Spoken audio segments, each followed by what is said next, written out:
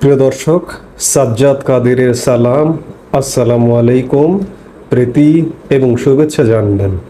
এই মুহূর্তে আপনাদের সামনে কথা বলতে এসেছি ডক্টর ইউনূসের লন্ডন সফরকে ঘিরে কি ঘটতে যাচ্ছে এই প্রসঙ্গটা নিয়ে আপনাদের সামনে কথা বলবো। আপনারা জানেন যে ইতিমধ্যে বাংলাদেশের অন্তর্বর্তীকালীন সরকারের প্রধান উপদেষ্টা ডক্টর মোহাম্মদ ইউনূসের লন্ডন সফর শিডিউল হয়ে গেছে।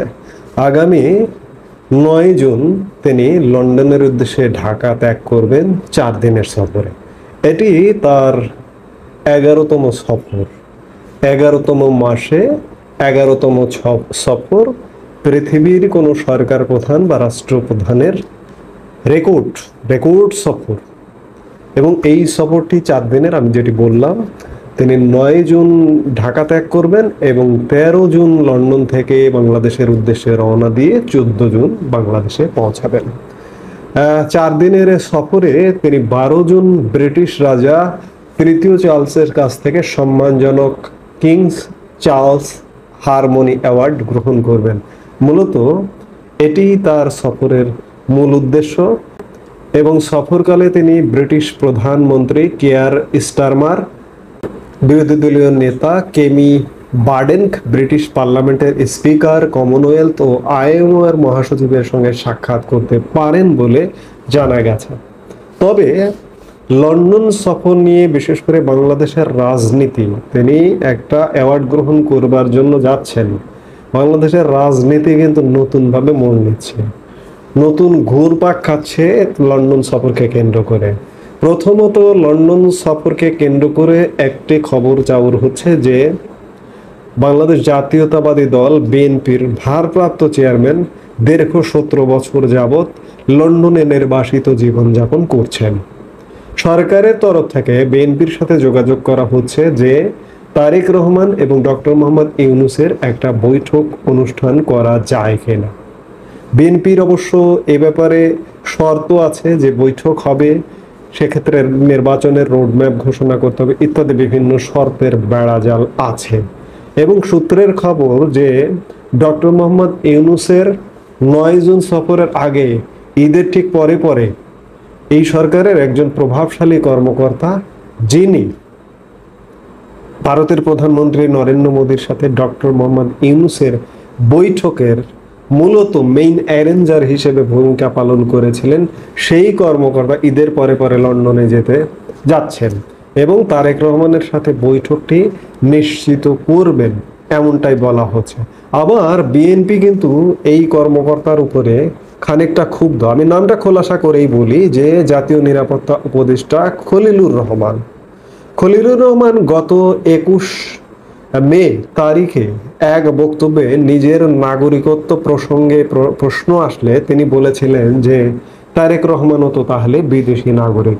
তো খলিলুর রহমানের এই মন্তব্যের পরিপ্রেক্ষিতে বিএনপি ক্ষুব্ধ হয়েছিল এবং খলিলুর রহমানের পদত্যাগ দাবি করেছিল।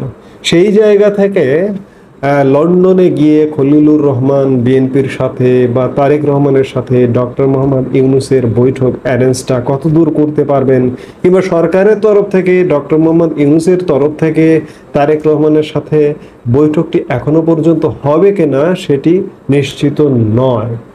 বিএনপির সাথে আপনি যত যাই বলুন না কেন, একটা ঝামেলা আছে। ঝামেলাটা এই যে আজকে আওয়ামী লীগ সরকারের পতনের 1 বছর প্রায় হতে চলল। আমরা 11তম মাসে কথা বলছি। জুলাই মাস হবে এই সরকারের বা আওয়ামী লীগ সরকারের পতনের 12তম মাস এবং এই সরকারের 12তম মাস, মানে 1 বছর পূর্ণ হয়ে যাবে জুলাই মাসে। সেই জায়গায় 1 বছর পূর্ণ হতে চলেছে, তারেক রহমান আজও পর্যন্ত দেশে ফিরতে পারছেন না। তারেক রহমানের এই মুহূর্তে কোনো মামলা নেই, সকল মামলা থেকে খালাস হয়ে গেছে। বিএনপির কোনো তৃতীয় বা দ্বিতীয় মধ্যম শ্রেণীর কেন্দ্রীয় নেতাও বলতে পারে না, এমনকি মূল নেতৃত্বও বলতে পারে না যে তারেক রহমান আসলে কবে ফিরবেন। এই লন্ডন সফরের পর কি ডক্টর মোহাম্মদ ইউনূসের সাথে তারেক রহমানের যদি বৈঠক হয়, তাহলে কি তারেক রহমানের দেশে ফেরার যে জটিলতা, দেশে ফেরার সিগন্যালটাকে মিলবে? কিংবা তারেক রহমানের ফেরাটা কি আরো অনিশ্চিত হয়ে যাবে? এরকম নানান প্রশ্ন ঘুরপাক খাচ্ছে।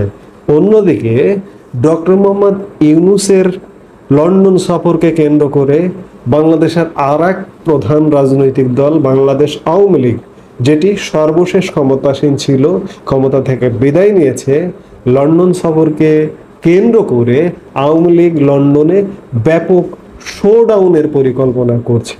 সারা ইউরোপে, সর্ব ইউরোপে আওয়ামী লীগের নেতা কর্মীরা ছড়িয়ে আছে এবং ইউরোপে আওয়ামী লীগের একটা স্ট্রং ভিত্তি আছে। সারা ইউরোপ থেকে লন্ডনে আওয়ামী লীগ নেতাকর্মীদের জড়ো করবার একটা কর্মসূচি চলছে বলে সূত্রের খবর। বিশেষ করে ডক্টর মোহাম্মদ ইউনূস যেখানে যেখানে যাবেন সেখানে সেখানে বিক্ষোভ প্রদর্শন করা হবে, এমনটাই খবর। শুধু তাই নয়, লন্ডনে আসছেন যুক্তরাষ্ট্র থেকে প্রধানমন্ত্রী শেখ হাসিনার পুত্র সজীব ওয়াজেদ জয়, এমন একটি খবরও চাউর হয়েছে। লন্ডনে এসে নেতাকর্মীদের উদ্বুদ্ধ করে তিনি এই বিক্ষোভ কর্মসূচিকে সফল করবার একটা প্রচেষ্টা চালাচ্ছেন, এমন খবরও চাউর হচ্ছে।